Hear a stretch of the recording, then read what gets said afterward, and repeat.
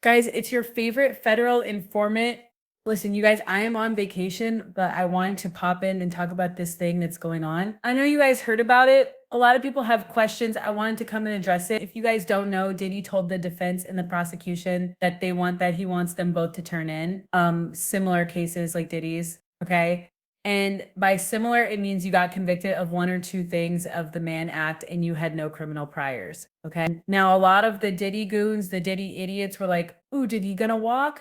He ain't even been doing jail time. To which I said, okay, stop.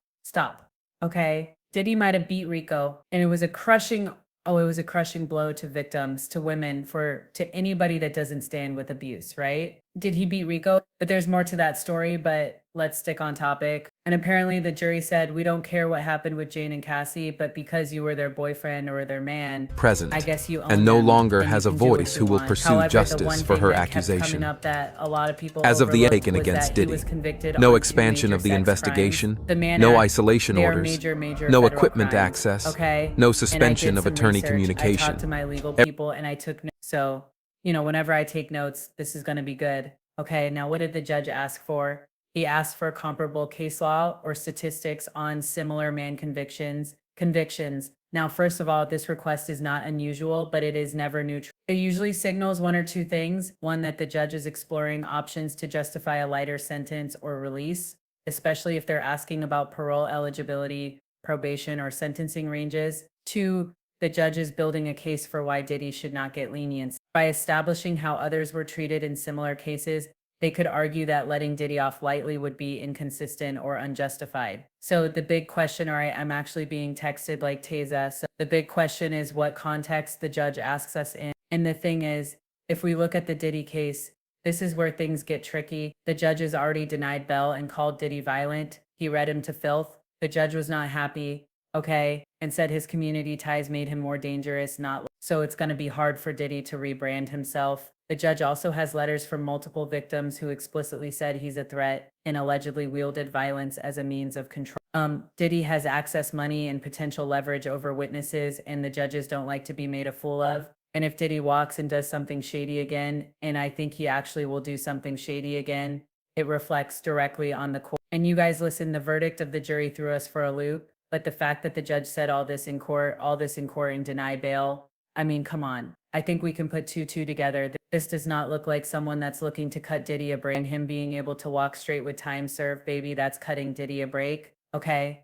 So why ask about the comparable Mann Act sentences? Okay. They said, listen, Tusa, there's three possible reasons. One, judicial cover. The judge might personally feel parole is risky, but is giving the appearance of objectivity by asking both sides for precedents. That way no one can claim bias later. Now he might be appealing his decision for when he sentences him. If Diddy's team appeals any eventual sentence, the judge can say, I reviewed the sentencing ranges and outcomes for similarly situated defendants under the Mann Act, and the sentence falls squarely within that range. Or the judge also might be testing boundaries. Maybe the judge is trying to find out how lenient or harsh they can go without being reversed. They could be considering probation in theory, but still leaning towards prison, unless Diddy's team provides extraordinary mitigating evidence. Now let's talk about that mitigating evidence. Remember when I told you guys that Diddy's team, I believe, are trying to shut up any content creators that are still criminal with them, and they feel like if they shut down the content creators, then they can start on this rebrand?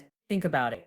You shut us up by July, August, September, and then you got a little bit of October to get this Mother Teresa Hail Mary that they think is going to wipe Diddy's record clean. Unfortunately, a lot of evidence that the jury wasn't shown, a lot of witness statements and affidavit that the jury didn't see. The judge is privy to all that, and all that is going into his decision. Okay, so again, I actually said, but do you really think there is any type of risk of Diddy walking with just parole? I said no. But I had to take it to the people that actually practice law. And they said, right now, Tessa, it is super low. And I'm like, okay, but why? Because y'all also said it was super low that he was going to beat the RICO charger. Well, that's not true. They said the Cassie charges were super low. They said, one, the Mann Act is a serious federal charge. And even though it's sometimes used strategically in civil or hybrid cases, judges take it very seriously when paired with violence and pattern behavior. Judge Aaron, when he was asking for bail, said not only is he violent, but there is a pattern of violence, public sentiment.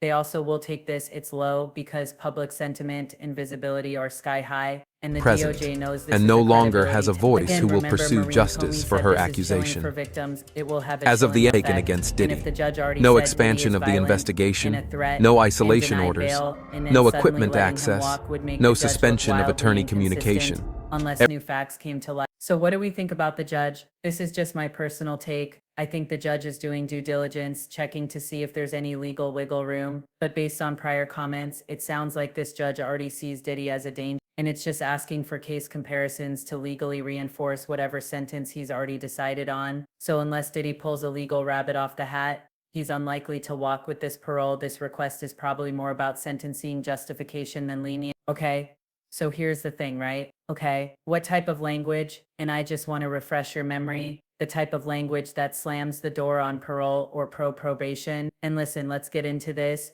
He said Diddy was a batterer. This is not just commentary. That is legal language, or it suggests a pattern of violence, not a one-time incident.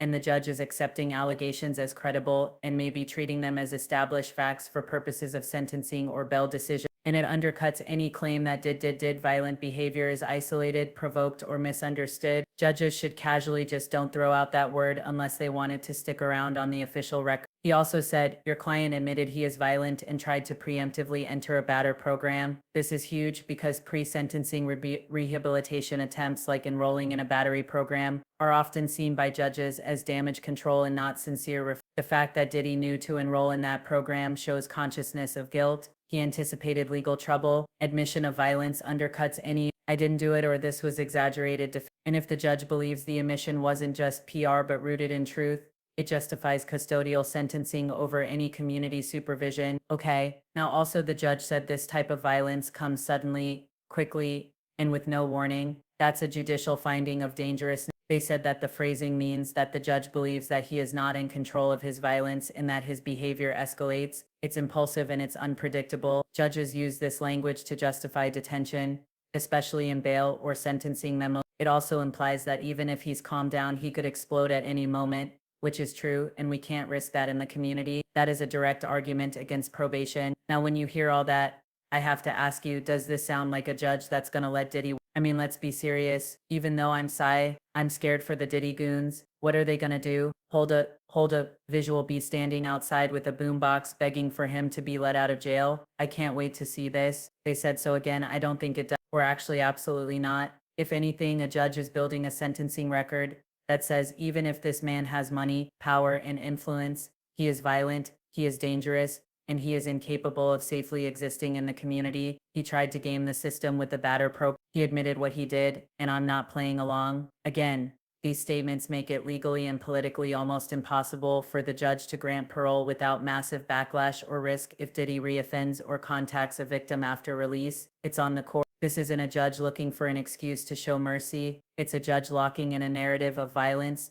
manipulation, and danger. Any future sentencing or probation denial can be backed by this exact language. So unless something drastic changes, probation or parole is extremely unlikely. You're watching a legal system slowly setting the foundation for a multi-year custodial sentence, or at the very, very least, strictly monitored, okay? Strictly monitored movements. Again, listen, at the end of the day, I don't know. It is what it is. We are expecting that Diddy Present, will actually and do no some longer jail has a time. voice I who don't will think that the pursue judge is justice for her actually gonna take the accusation. time and go through all this As and of the make all taken these against notes just Diddy, to let him out on no the expansion public. of the Now, investigation, well, did no he isolation really orders, offend? That's no a different equipment subject. I access, 100% no think he suspension of attorney thinks he communication. will, but you never know. Maybe in Mark Agnifilio's loving arms, he has found a new version of himself, because we know that Mark is doing his best to uplift that man. Anyway, y'all let me know what you think in the comments. I'll talk to y'all later.